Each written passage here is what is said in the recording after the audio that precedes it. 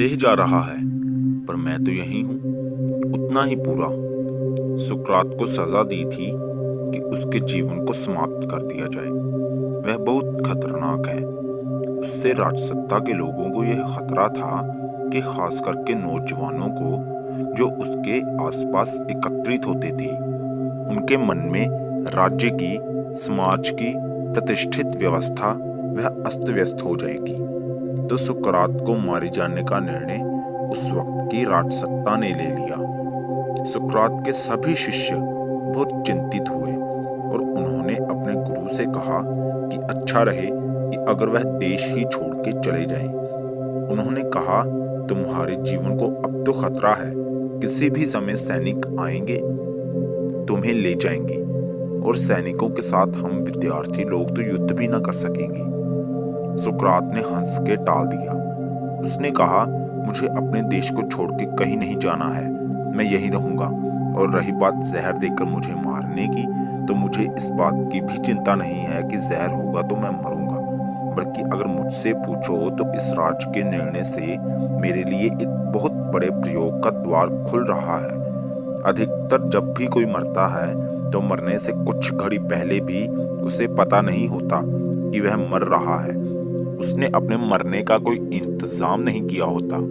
मौत इतने अचानक से आती है कि जब आती है तो खुद मरने वाले को नहीं पता होता कि वह मर रहा है। इसलिए मरने वाले अक्सर अच्छी तरह से अपने मित्रों को, अपने घर वालों को अलविदा भी नहीं कह पाते हैं। जो काम उन्होंने बिखेरे हुए हैं, उन कामों को भी समेट नहीं पाते, आधे अधूरों को ही छोड़ जाते हैं। सुकरात ने कहा, मेरे लिए बहुत बड़ा अवसर है। 1, मुझे पता है कि मैं मरूंगा। 2, मुझे ये भी पता है कि जहर से मरेंगे। 3, मैं पूरी होश में होऊंगा जब शरीर मरेगा। चौथी बात यह है कि इससे ज्यादा लाभप्रद कुछ हो ही नहीं सकता, क्योंकि आज तक कौन कैसे मरा उसका ब्यौरा किसी ने नहीं दिया। जब भी कोई मरा है तो अचानक मर गया है। जब अचानक मृत्यु हुई तो वह कैसे डिटेल कमेंट्री कर सकता है कि मैं ऐसे मर रहा हूँ या मरते समय ऐसे हुआ। उसके सब शिष्य, विद्यार्थी रो रहे हैं, सब चिंता में है, पर सुकरात आनंद में है। सबको लगा कि यह तो सही में पागल है। क्या मृत्यु से कभी कोई आनंदित होता है? सुकरात को गिरफ्तार किया गया और उसे बंद कमरों में शीशे के पीछे नहीं रखा गया, एक खुली जगह में बैठा दिया गया और कहा गया कि तुम इस जगह को छोड़कर कहीं नहीं जा सकते, तुम्हें जहर दिया जाएगा। सुकरात तो बैठा ही बैठा, उसके सब शिष्य भी उसके साथ थे। ऐसी कोई मनाही नहीं थी कि उसे अलग कर दिया गया हो और उसके प्रियजन उससे मिल नहीं सकते हो। सुकरात अपने विद्यार्थियों, शिष्यों, शुभ चिंतकों के साथ ही बैठा रहा और रात भर जब तक वह जगा, अध्यात्म की, दर्शन शास्त्र की बातें होती रही। रात उसने मजे से नींद ली। सुबह जगा तो जिस आदमी ने उसे जहर पीस के देना है वह आया और जहर पीसना शुरू किया। अब वह जहर को पीस रहा है और जहर पीसते हुए रो भी रहा है। कल इतिहास उसको सुकरात जैसे प्यारे व्यक्ति को जहर देने का जिम्मेदार ठहराएगा। इतने अद्भुत व्यक्तित्व के मालिक की मृत्यु का कारण वह बन रहा है।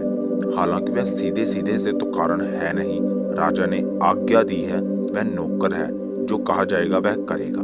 बड़ी पीड़ा में वह जहर पीस रहा है तो सुकरात उसको सांत्वना दे रहा है और समझा रहा है कि तू फिक्र न कर, शरीर तो मरणहारा है, इसको तो यूं भी मरना था। तू मेरी मृत्यु का साथी हो रहा है, लोग जीवन के साथी होते हैं।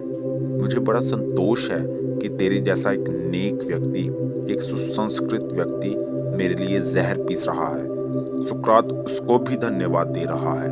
जहर तैयार किया गया और उसको दिया गया। सुकरात ने बड़े शांत भाव से वह जहर पिया।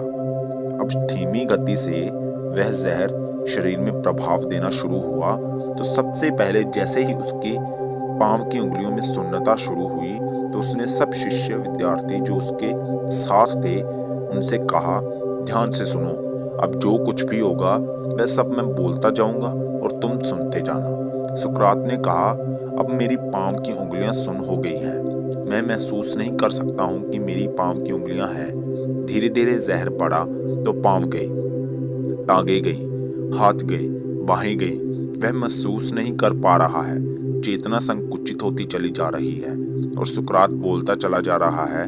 सुकरात ने कहा, अब टांगे महसूस नहीं कर पा रहा हूँ, तब भी मेरे होने में कोई कमी नहीं है। मैं पूरे का पूरा अभी भी उतना ही हूँ।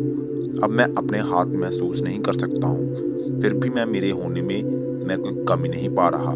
जहर का प्रभाव उसके फेफड़े तक आया तो सांस लेने में तकलीफ होने लग गई, गला बंद होने लग गया। फिर सुकरात ने कहा, अब मैं देख रहा हूँ कि सांस लेने में भी दिक्कत है। दिक्कत शरीर को हो रही है, मेरे अपने स्वरूप में कोई दिक्कत नहीं दिख रही। आवाज बड़ी धीमी हो गई, रूंध गई, बहुत कान लगा के सुनना पड़ रहा है। क्या बोल रहे हैं सुकरात? अब आखिरी वचन उसने दिए कि अब लग रहा है कि इस क्षण के बाद चेतना पूरी की पूरी इस शरीर से बाहर हो चुकी है और मैं इस आधे मृत हो गए शरीर को देख रहा हूँ। पर आज सुकरात यह बात दावे से कह सकता है कि शरीर के मरने पर भी मैं उतने का उतना ही पूरा हूँ जितना शरीर के रहते हुए पूरा था। मेरे होने में कुछ कमी नहीं आई, मेरे होने में कुछ घटा नहीं, मेरे होने में कुछ कम नहीं हो रहा। पूरे का पूरा शरीर चला गया, पूरे का पूरा शरीर छूट गया, पर फिर भी मेरा होना पूरा है। मैं कह सकता हूँ कि मैं पूर्ण हूँ और मृत्यु इस बात को साबित कर गई कि मैं पूर्ण हूँ। तो तुम्हारे शरीर को कोई कष्ट हो जाए या कोई रोग हो जाए तो इस कथा को याद रखना, और अगर इस बात का निश्चित तुम्हें रहे तो निश्चित ही देखोगे अब शरीर पर कोई कष्ट आने पर तेरे होने में अगर कुछ फर्क नजर आ जाए तो बतलाना, और अगर नहीं आए तो फिर मस्त रहना। शरीर बस बाहरी एक ओढ़नी है, और ओढ़नी छूट जाए, उतर जाए उससे, जिसने उसको ओढ़ा था उसको तो कोई फर्क नहीं पड़ता, तो तुझे भी कोई फर्क नहीं होगा। क्या फर्क पड़ेगा?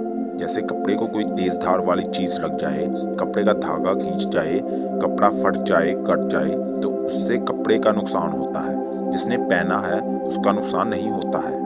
सुकरात की तो पूरी कथा यह कह रही है कि धीरे धीरे पूरे शरीर के अंगों के सुन्न हो जाने, जड़ हो जाने को उसने देखा, और आखिरी श्वास छूटते तक उसने यह बात कही कि देह जा रहा है पर मैं तो यही हूँ, उतना ही पूरा।